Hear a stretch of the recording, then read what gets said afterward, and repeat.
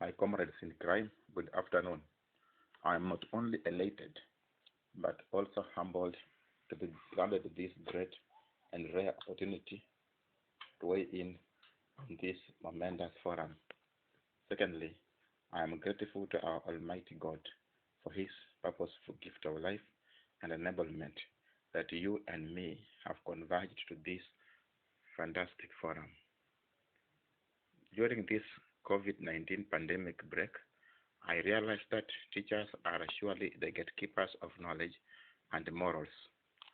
We are deep rivers that flow in majestic silence.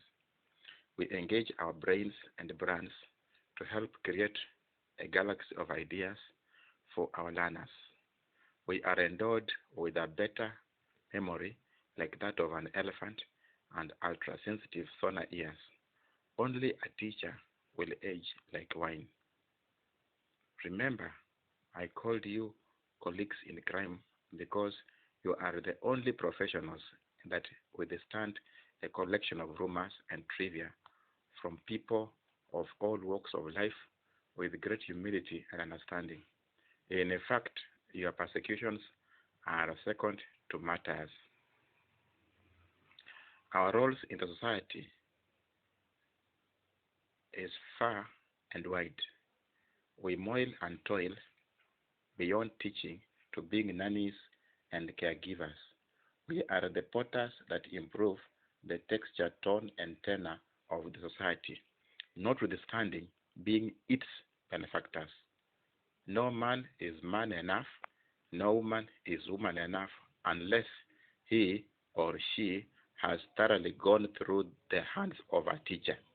May it be the president, the cabinet secretaries, the journalists, the architects, lawyers, to name but a few, are all the products of a teacher. That is why a mistake that is committed by a road engineer ends on the road as an accident. A mistake that is committed by a doctor ends in the grave, but a mistake that is committed by a teacher is passed on from one generation to another generation.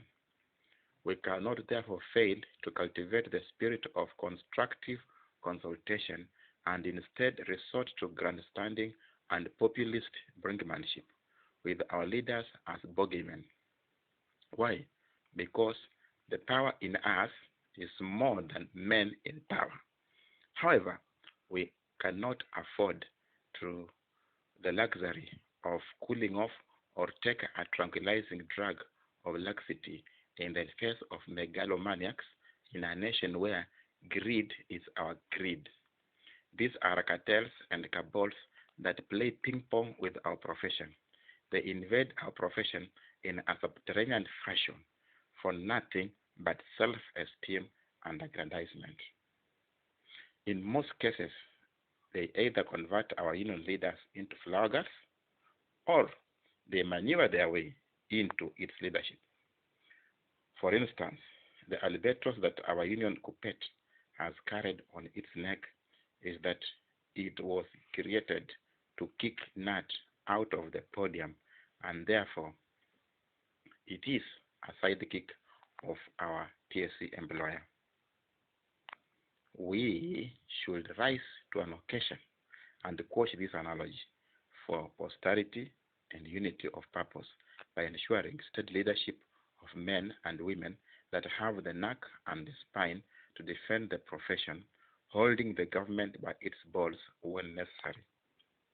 In cases where push comes to the shove, then they should be leaders that can apply the rule of the last bullet, the headshot, by facing the real elephant rather than swallowing its bullets by themselves. That is how a besieged teacher will be redeemed. As a round off, let me remind you of the closing remarks of the last sermon of an American rights activist known as Dr. Martin Luther King Jr., who delivered it in the temple to the striking workers of Memphis, Tennessee. He said, "It really doesn't matter with me now because I have been to the mountaintop. I don't mind. Like anyone else, I would like to live a long life. Longevity has its place, but I'm not concerned about that now. I just want to do God's will. And He has allowed me to go up to the mountain. I have looked over and I have seen the promised land. I may not get there with you, but I would like you to know tonight that as people, we will get to the promised land.